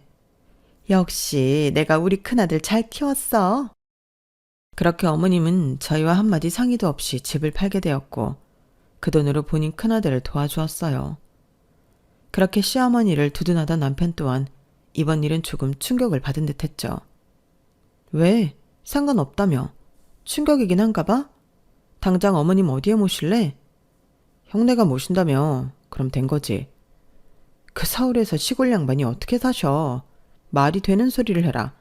당신도 어쩜 일이 아니래. 뭐가 그럼 어쩌라고. 뭐 엄마도 그렇게 하고 싶으셨겠지. 엄마 집인데 별 수 있어? 난 왈가왈부 안 해. 나도 상관 안 해. 정말 철저히 어머님은 우리를 신경 쓰지 않는 느낌이라 얘기한 거야. 우리 아빠 구속될지도 모르는 판에 100만 원도 안 해준 양반한테 내가 뭐 바라는 게 있겠어? 나도 어머님 돈이라면 학을 뗀 사람이야. 남편은 어머님이 집을 팔아 본인 형사업에 보탬을 주셨다고 해도 아무렇지 않은 척하며 콜레를 풍기더라고요. 본인은 혼자서 성공할 수 있다는 듯이 얘기하며 말이에요. 그 모습이 어찌나 꼴사납던지 사실 어이가 없었어요. 그래 당신 잘났다. 나중에 서운하다고 하지나 마라. 그렇게 어머님은 생각보다 집이 빨리 팔리게 되었고 서울로 서둘러 올라가시게 되었어요. 하지만 무슨 일이신지 서울에 한 이틀 다녀오시더니 다시 저희 집으로 방문을 하시더라고요. 어머님, 어쩐 일이세요? 그냥 왔다. 아니, 버스도 복잡하고 사람은 왜 이렇게 많아?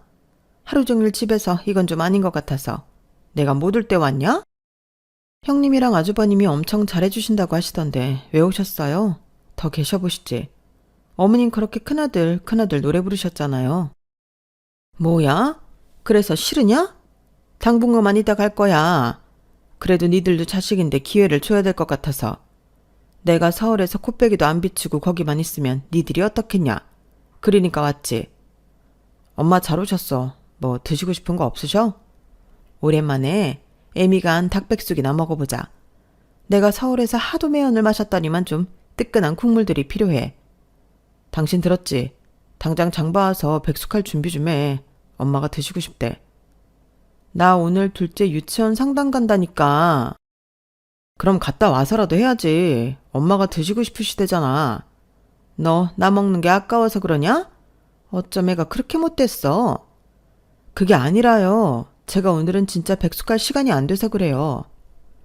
다짜고짜 찾아와서 백숙을 해달라고 하시는 어머님에게 너무 화가 나더라고요. 이게 도대체 무슨 일인지 싶고 내가 또 얼떨떨하게 시집살이를 당하는 게 아닌가 싶은 것이 화도 나면서 억울하기도 했어요. 그래도 해. 유치원 그게 뭐가 중요해. 엄마가 드시고 싶으시다는데. 너 진짜 너무한다. 엄마 죄송해요. 제가 장 봐서라도 해드릴게. 그러니까 염려 마셔. 들었냐? 내 아들 맨날 이렇게 너 눈치 보고 사는 거 아니야? 아니요, 절대요. 그리고 어차피 좀 며칠 계신다면서 오늘 안 드시면 다음에 드시면 되지 그러세요. 얼씨구, 이제 나 집 없다고 저렇게 무시하는 것 좀 봐라. 어디 며느리 눈치 보여서 여기 있겠냐? 나 갈란다. 아, 엄마, 주무시고 가야지. 시어머니는 제 눈치에 다시 가신다고 하였지만 남편이 저에게 엄청 큰 화를 내더라고요. 여기 내 집인데 왜 엄마를 네가 눈치 줘? 아주 웃기는 짬뽕 아냐 이거. 뭐? 지금 눈치라고 했어? 이게 눈치야? 나는 그럼 어머님이 뭐 하신다고 하면 발벗고 나서야 해? 내가 왜? 형님이라면 그래야지. 어머님이 오죽 잘해주셨어? 나 어머님한테 반짓꼬리 하나는 고사하고 맨날 막말만 들었어. 근데 내가 왜 어머님한테 절절매야 하는데? 그때 남편은 제 뺨을 날리더라고요. 시어머니도 매우 놀랐지만 저 역시 살면서 이런 적은 처음이라 정말 당황스러웠어요. 손은 올리지 않았었거든요. 당신 날 때렸어? 네가 우리 엄마 무시하잖아. 그러니까 손이 날아갔지. 당신은 내가 사람 같지도 않지? 뺨을 맞게 되니 이게 맞는 상황인가 싶었고 정신이 나가는 느낌이었어요. 내가 정말 백숙을 안 하는 게 잘못한 건가 싶은 것이 오히려 제 잘못 쪽으로 생각이 들더라고요. 어이도 없고 화도 났는데 그 와중에 말이죠. 솔직히 네가 지금 맞을 듯 했으니까 맞는 거지. 안 그러냐? 당신 후회할 거야. 나 절대 안 참아. 네가 안 참으면 어쩔 건데? 아주 웃기는 가시나 아니야 이거. 가시나요? 이제 하다하다 가시나라니? 남편이 너한테 잘하는 거 그거 네가 할 몫이야. 시부모 봉양 잘하고 그저 내내 하면 문제가 없는데 왜 이유를 달아? 그리고 내가 오랜만에 니네 집 와서 이런 꼴을 봐야겠어? 그깟 백숙이 뭐라고 그렇게 난리를 쳐대는지 참 너도 너다. 정신 차려지지 이제? 너 엄마한테 잘못했다고 해. 안 그러면 나 네 꼴 안 봐. 솔직히 어른한테 그게 태도가 뭐냐? 네가 며느리면 며느리 노릇을 하란 말이야. 백숙 끓이는 게 뭐가 어렵다고 유치원을 가네만 해. 나 화나게 하지 마. 알겠어? 그동안 제가 그래도 가족이라고 믿어왔던 인간들에게 큰 배신감을 느꼈어요. 남편에게도 더 이상 의지를 하지 못하겠다 생각을 했고 이젠 아니라는 생각이 들었어요. 그리고 그날 저녁 형님에게 전화가 왔는데 어머님이 이틀 만에 서울에서 내려온 이유를 이야기해 주었죠. 아, 내가 챙겼어야 했는데 우리 사정이 많이 안 좋아. 매일같이 이랑 싸우고 그러니까 어머님이 눈치가 많이 보이셨나 봐. 그 착한 심성에 나한테 뭐라고 한마디는 못하시고 그냥 내려가신 것 같은데 동서가 잘해드려. 제가 왜요? 어머님이 형님에겐 그렇게 천사표 어머님일지 몰라도 저한테는 아니거든요. 그리고 그렇게 어머님을 눈치 보시게 해놓고 왜 집 팔아서 같이 살자고 하셨나요? 형님이나 아주버님이나 진짜 그러는 거 아니네요. 내가 왜 동수한테 이런 얘기를 들어야 돼? 됐고 어머님 잘해드려. 가뜩이나 마음고생하시다 가셨으니까.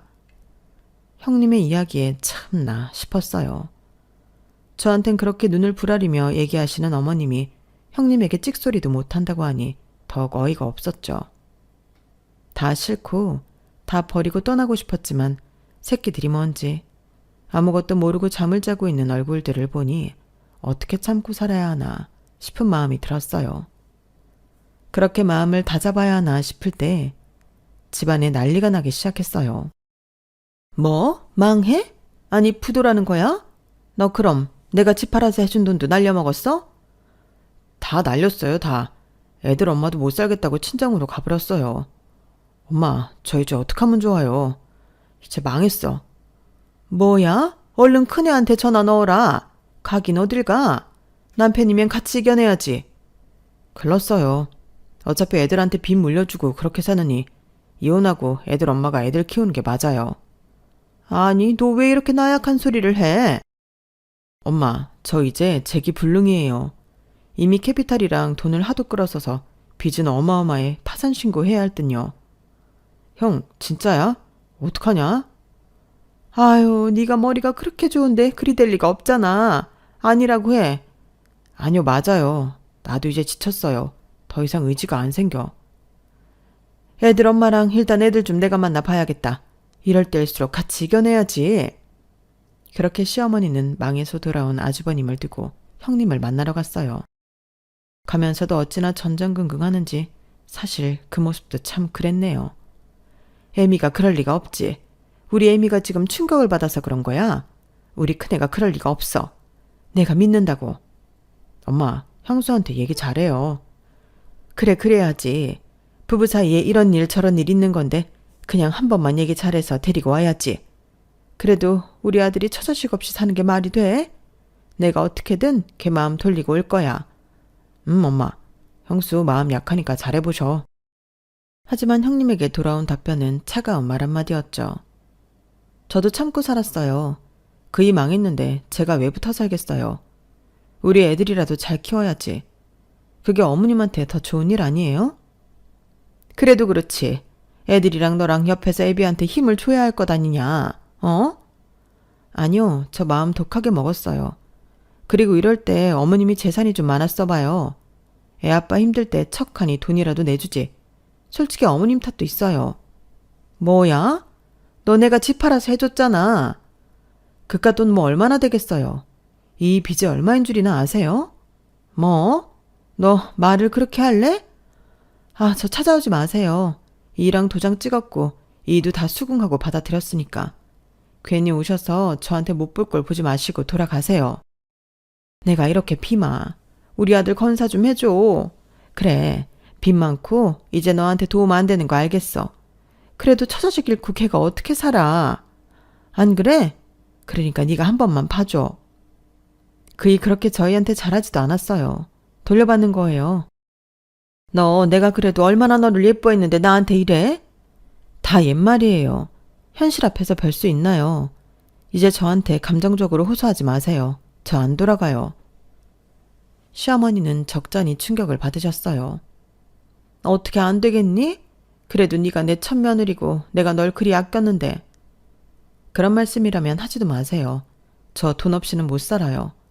그나마 애들 학군도 다 잘 나가는 학군인데 전학도 소리 소문 없이 시켜버리고 저도 힘들어요. 찾아오지 마세요. 형님은 매몰차게 어머님을 돌려보냈고 그런 일을 당한 어머님은 아무렇지 않게 아주버님과 함께 저희 집에 들어오게 되었네요. 그러면서 얼마나 당당하던지 엄마 편하게 있어요. 그리고 형도. 사내가 큰일 하다 보면 망할 수도 있고 그렇지. 난 형 존경해. 고맙다. 그래도 동생이 있으니 좋네. 이렇게 따뜻이 대해주고. 파산 신고는 한 거야? 그럼 이제 어떡해? 형, 다 걱정 마. 내가 해줄게. 뭐 신용불량자 된 거지 뭐. 이제 그냥 소소하게 농사일이나 하면서 해보려고. 엄마 이름으로. 난 괜찮아. 부도가 나 파산까지 한 마당에 아무렇지 않게 농사를 짓는다는 아주버님의 말에 정신을 못 차렸다 싶었어요. 그리고 그 옆에서 큰아들은 뭐든 잘할 거라며 절대 기죽지 말라고 응원하시는 시어머니를 보니 환상의 콤비 저리 가라였죠. 농사 지을 땅은 있고 촬영 엄마가 빌려준다던데. 아, 그래. 뭐라도 하면 되지. 엄마 이름으로 시작해서 형도 먹고 살아야지. 그리고 집은 우리 집이 있으니까 집 걱정은 마라. 역시 우리 둘째다. 둘째가 최고야. 엄마, 걱정 마요. 형 망해도 엄마한테 내가 있잖아. 내가 형이랑 엄마 잘 건사해서 살면 되니까 너무 속상해 봐. 우리 둘째가 이렇게 든든할 줄 누가 알았어. 고마워, 우리 둘째. 그러게, 신세라고 생각 안 할게. 우린 가족이니까. 본인들끼리 저렇게 이야기하는 걸 보니 피가 거꾸로 솟는 느낌이 들었어요. 그리고 전 바로 소리를 냅다 질렀죠. 누구 마음대로 우리 집에 살아요. 우리 힘들게 살 때는 눈 하나 깜짝도 안 하더니 이제서야? 당장 나가요. 당신 미쳤어? 형이랑 엄마가 갈 데가 어딨다고 내쫓아. 그리고 내 집이야. 힘들게 살아서 겨우겨우 집 마련했는데 내가 왜 우리를 등한시한 아주버님이랑 어머님 모시고 살아야 해? 나가려면 당신이 아주버님이랑 어머님 모시고 나가. 너 말이면 단 줄 아냐? 우리 아들한테 이혼당하고 싶어? 내가 내 아들 집에 살겠다는데 누가 말려? 너 그러는 거 아니다. 어쩜 애가 저렇게 모질어? 저보고 모질다고요? 어머님이 저희 아빠 구속될 뻔했을 때 했던 행동은요? 저 아직도 안 잊혀져요. 그래서 절대 이렇게는 못 살아요. 제가 뭐 몇백 해달라고 했나요? 꼴랑 100만 원 해달라고 했는데 그것도 안 되고 아빠 보고 징역 살으라고 한 어머님을 제가 왜 모셔야 해요? 당신도 결정해. 난 당연히 우리 형이랑 엄마지. 미쳤냐? 이게 진짜 뭘 잘못 먹었나? 엄마랑 형한테 당장 사과해. 재수씨, 너무합니다. 그래도 제가 시숙인데 막말이 심하잖아요. 그러면 안 되죠. 제가 망하고 싶어서 망한 것도 아니고 또 솔직히 제 동생 집인데. 망해서 동생 집에 얹혀 살려고 하는 주제에 뭐? 다 보고 너무한다고? 그렇게 개념이 없으니 뻔뻔하게 이 집에 들어오려고 하지. 어머님이 하도 오냐오냐 키우니까 눈에 뵈는 게 없지? 그래, 나도 이 집에 미련 없어. 뭐 그렇게 나오면 우리가 무서워할 줄 알고? 그래, 네 마음대로 해라. 개뿔 없는 기집애가 뭘 그리 뼈들게 있다고 이렇게 재미없게 굴어? 그러니까 네가 나한테 콩고물 한 번을 못 얻어먹는 거야. 콩고물 주신 적 없어도 전 어머님이기 때문에 그래도 잘해드리고 싶었어요. 하지만 아빠 일 있고 나서부터 사실 정말 어머님이 믿고 싫었거든요. 그런데도 불구하고 이런 일이 생기니 더 싫으네요. 저도 절대 못 살아요, 어머님이랑. 그리고 뻗대는 건 제가 아니라 뻔뻔한 어머님과 아주버님이죠. 이혼하겠습니다. 당신 들었지? 이혼 준비해. 예, 이혼해버려라. 쟤한테 뭐 빼먹을 거나 있어? 그래, 쟤 쫓아내고 우리끼리 살자 그냥. 아쉬울 거 없어. 엄마, 그래도 이혼이라니 애들도 있는데 너 진짜 그만 못해?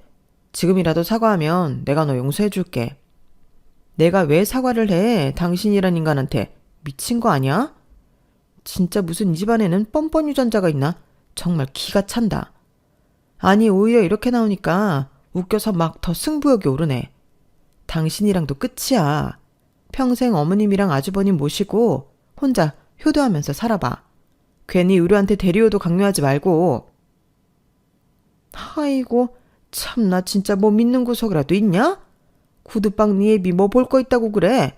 아, 됐어. 더 말하지 않고 그냥 깨끗이 이혼 도장 찍어.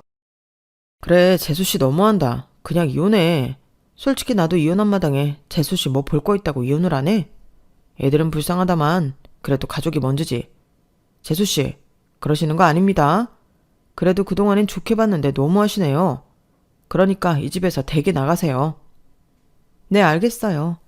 저도 이제 이꼴저꼴 안 보니까 훨씬 날아갈 것 같네요. 그렇게 전 이혼 선언을 했지만 시댁과 남편은 콧방귀를 뀌었고 그 길로 아이들을 데리고 친정으로 왔어요. 아빠는 오히려 저를 응원해 주시더라고요. 아빠 죄송해요. 이런 모습 보이고 싶지 않았는데 도저히 못 살겠네요. 네 잘못이겠냐? 다 어쩔 수 없는 환경 때문이지. 자, 너한테 줄 게 있어. 이게 뭐예요? 아빠는 저에게 통장 하나를 내밀었어요. 그리고 그 통장 안에는 억만금은 아니었지만 제가 가게라도 하나 얻을 수 있는 자본이 들어있더라고요. 이거 어디서 났어요? 내가 안 먹고 안 입고 모은 거야. 언젠가 너한테 꼭 필요할 줄 알았다. 됐어, 아빠. 나 이런 거 필요 없어. 아빠가 쓰셔야지. 그리고 그때 합의금 왜 찾았어? 이 돈으로 진작 합의금 하면 되지. 뺏어 쓰기 시작하면 끝도 없지. 내가 죄가 없는데 왜 돈을 뺏었어? 널 위한 돈이야. 내가 뭐 쓸 게 있냐? 네가 이제 장서방이랑 이혼하면 돈이 필요하겠지. 아빠는 한사코 거절하는 저에게 통장을 챙겨주었어요. 그리고 진짜 이혼을 하려고 하니 시댁에서는 은근히 놀란 눈치를 보였지만 그럼에도 불구하고 이혼을 하라고 종용하더라고요. 역시라는 생각이 들었어요. 그리고 제 인생에 없을 줄 알았던 이혼을 하게 되었네요. 네가 어디 나만한 남자 만날 수나 있냐? 네가 어디 가서 뭘 할 수 있어? 평생을 공장에서 일만 하던 게 애들까지 데려가서 고생이나 안 시킬까 걱정이다. 그런 건 걱정 말고 어머님이랑 아주버님이나 챙겨. 그리고 각자 갈 길을 가게 되었어요. 시어머니는 어찌나 저에게 욕을 하시던지 아직도 법원 앞에서 하시던 말이 잊혀지지 않네요. 없이 사는 거 그래도 며느리라고 오냐오냐해서 살았더니 시어머니 모시라고 하니까 이혼을 해? 너같이 인성 쓰레기 며느리는 없을 거다. 어머님, 큰아들 버린 첫째 며느리는 아직도 최고 며느리고요. 네, 마음대로 생각하세요. 그래도 미운정이라도 정인데 마지막까지 악담이네요. 내가 왜 너한테 좋은 말을 해? 그렇게 저희는 갈 길을 가게 되었어요. 그 후 전 아빠가 주신 돈으로 작은 떡가게를 차렸는데 운이 좋아서 떡방은 입소문을 타게 되었고 문전성시를 이루게 되었네요. 같은 동네는 아니었지만 옆 동네라 그런지 이 소문은 전 남편에게도 들어가게 되었고 어느 날 떡방 손님으로 전 남편이 찾아왔더라고요. 너 이러려고 나랑 이혼하자고 했냐?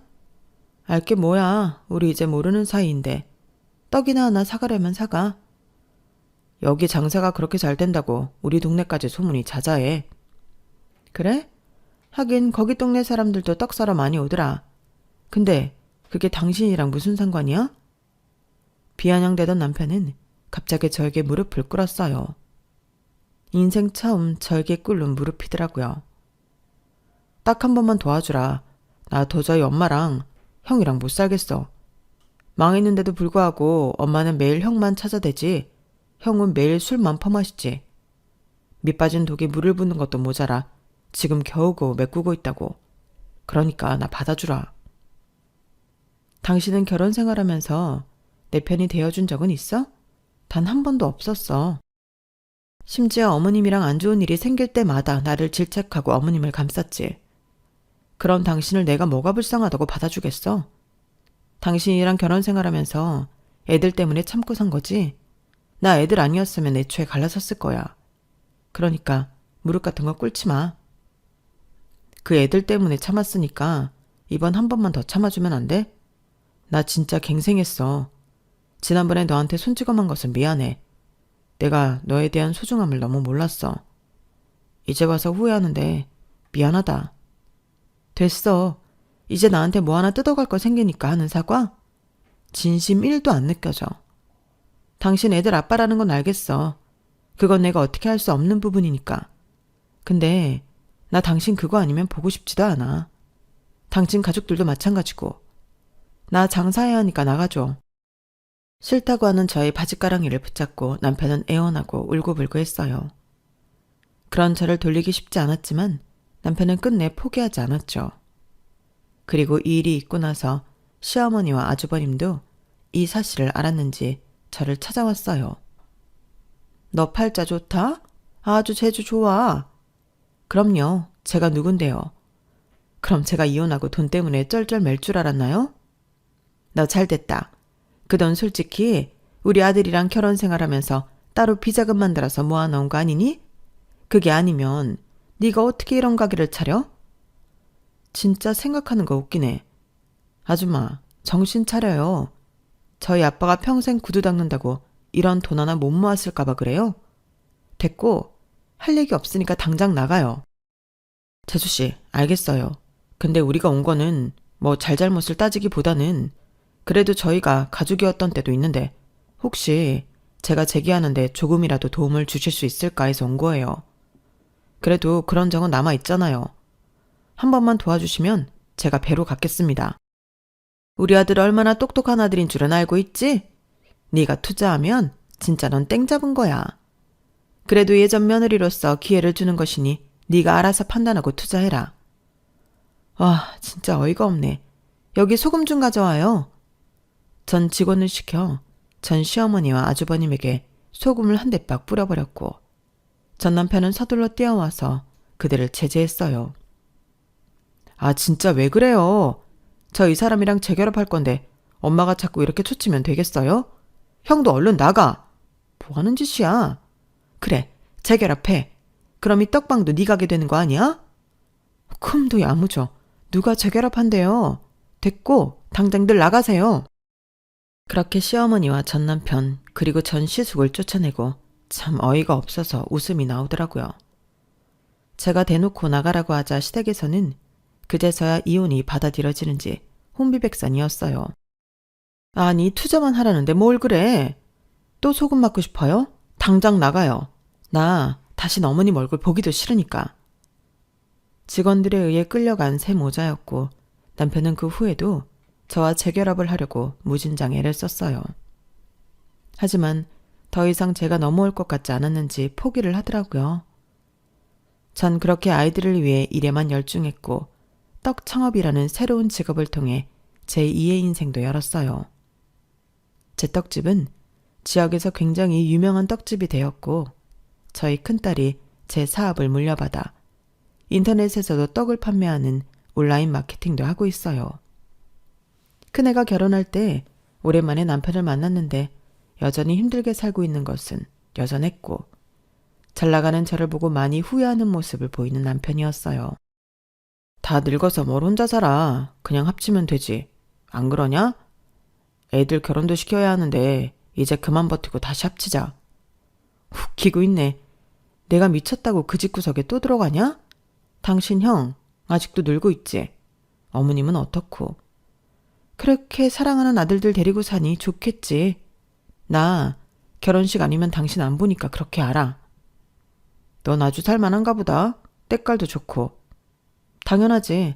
난 이혼하고 완전 팔자 폈어. 그러니까 당신도 열심히 살아.